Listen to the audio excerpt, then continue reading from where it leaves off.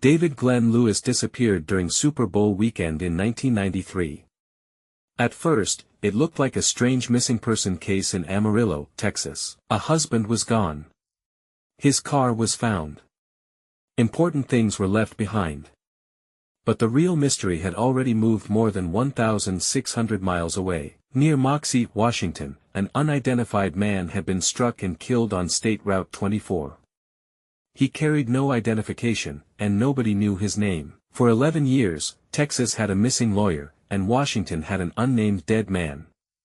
No one realized they were the same person. David was 39 years old. He was an attorney in Amarillo, Texas, and had also served as a judge. He was not known as a man living on the edge. He had a wife, a daughter, a career, and a public reputation. That is why the beginning felt so wrong.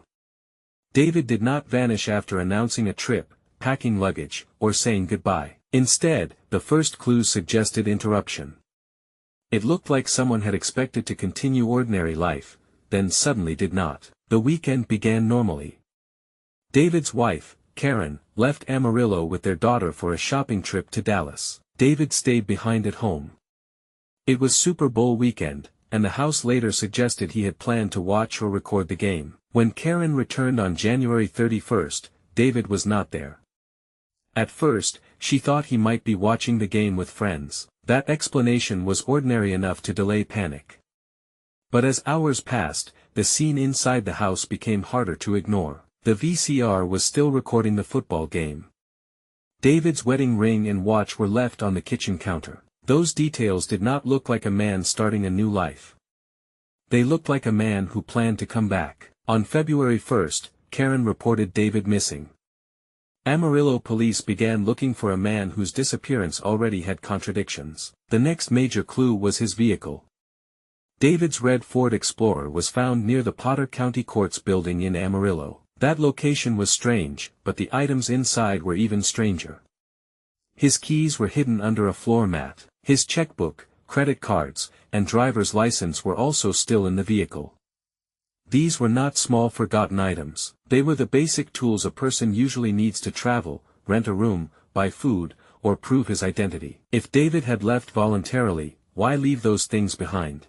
If he had not left voluntarily, why was his car parked so neatly? Then investigators found another confusing piece. Airline tickets had been purchased in David's name around the time he disappeared. One ticket was reportedly from Dallas to Amarillo on January 31st.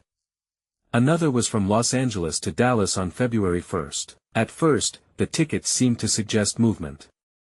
Maybe David had left on his own, using flights to travel across the country. But the tickets did not create a clean route. They pointed to Dallas, Amarillo, and Los Angeles, not clearly to Washington. And while investigators in Texas were studying those clues, something had already happened far away in Washington state. On February 1st, 1993, motorists saw a man walking along State Route 24 near Moxee, east of Yakima. The scene was dangerous. It was dark, rural, and not the kind of place where an unidentified pedestrian belonged. Some motorists reportedly tried to warn others. When they returned, the man had been struck and killed. A Chevrolet Camaro was noticed leaving the area. That vehicle became one of the unresolved details of the case. The dead man had no identification. Washington authorities could not connect him to a name, a family, or a missing person report. He was wearing camouflage-style clothing and work boots. His family later said those were not clothes they associated with David. Tests indicated the unidentified man was not intoxicated. That removed one simple explanation, but it did not explain why he was there. Washington had a dead pedestrian. Texas had a missing attorney. The distance between the two cases helped keep them separate. Years passed. In Amarillo, David's family lived with a disappearance that made no sense. They did not believe he had abandoned them. In Washington, the John Doe case stayed unresolved. Investigators had a body, clothing, glasses, and a highway death, but no name. The breakthrough did not come from a confession. It did not come from a witness walking into a police station. It came in 2004, when Washington State Patrol Detective Pat Ditter started searching online missing person records. Ditter compared physical details from the Washington John Doe with missing person cases around the country. One possible match stood out. The missing man was David Glen Lewis from Amarillo, Texas.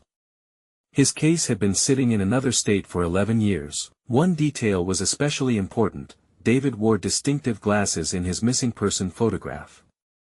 Glasses had also been recovered with the Washington John Doe. The glasses did not prove everything by themselves, but they gave investigators a reason to test the possible match more seriously. DNA testing finally confirmed it. A sample connected to David's family matched the unidentified man killed near Moxee. After 11 years, the Washington John Doe had his name back. He was David Glen Lewis, but the identification did not solve the mystery. It only changed the question everyone had to ask. Before 2004, Washington authorities asked, "Who was this man?"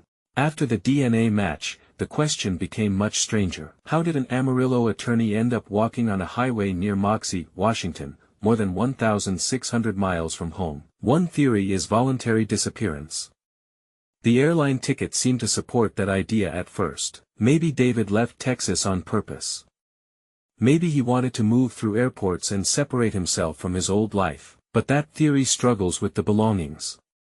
His ID, credit cards, checkbook, keys, wedding ring, and watch were left behind. A person trying to disappear might leave some things behind. But leaving nearly every practical tool makes the theory harder. Another theory is kidnapping. David's family believed he may have been taken or forced into the situation. This theory explains why important belongings were left behind. It also fits the family's belief that David would not abandon them. But kidnapping has problems too. There was no public ransom demand, no confirmed suspect, and no clear motive that solved the case. There is also the possibility that David's legal work mattered. Attorneys and judges can become connected to conflicts, threats, and angry people. Some reports said David had received threats. That makes foul play possible, but public evidence has not tied a specific case to his death. Another theory is mental distress. Under this idea, David may have traveled far from home during some kind of crisis. That could explain strange travel, unfamiliar clothing, and his presence on a rural highway. But there is no confirmed note or public diagnosis. The final hit and run itself may have been random. Maybe David reached Washington somehow, then was struck by a fleeing driver. If that is true, his death was the ending, but not the whole mystery. The journey to Washington remains unexplained. The Chevrolet Camaro seen leaving the scene remains important. If it was involved, someone may have known David's final moments, but that driver has never publicly been identified as the answer. Naming David did not solve the hit and run. That is what makes the case so frustrating. Each clue seems to belong to a different kind of story. The home scene suggests David expected to return. The parked Explorer suggests something deliberate or something interrupted. The airline tickets suggest travel. The missing ID suggests vulnerability. The unfamiliar clothing suggests a missing piece nobody has found. The Washington body proved he traveled far.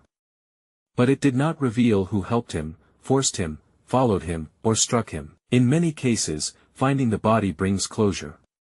In David's case, it brought a second mystery. His family finally knew where he had died. But they still did not know why he was there. Was he running? Was he taken? Was he confused? Was he meeting someone? Or was he already the victim of something larger? David Glen Lewis's case remains haunting because his name was recovered, but his story was not. A Texas home, a courthouse parking lot, strange airline tickets, distinctive glasses, and a Washington highway all belong to the same timeline, but the motive connecting them has never been found. And without that motive, the case stays open in the most painful way. David Glen Lewis was missing for 11 years before investigators knew he was the unidentified man in Washington. His identity was solved through persistence, online searches, glasses, and DNA. But the deepest question survived the identification. How did David Glen Lewis leave Amarillo and end up dead near Moxee, Washington? Until that answer is found, this is not only a solved John Doe case. It is still a disappearance without an explanation.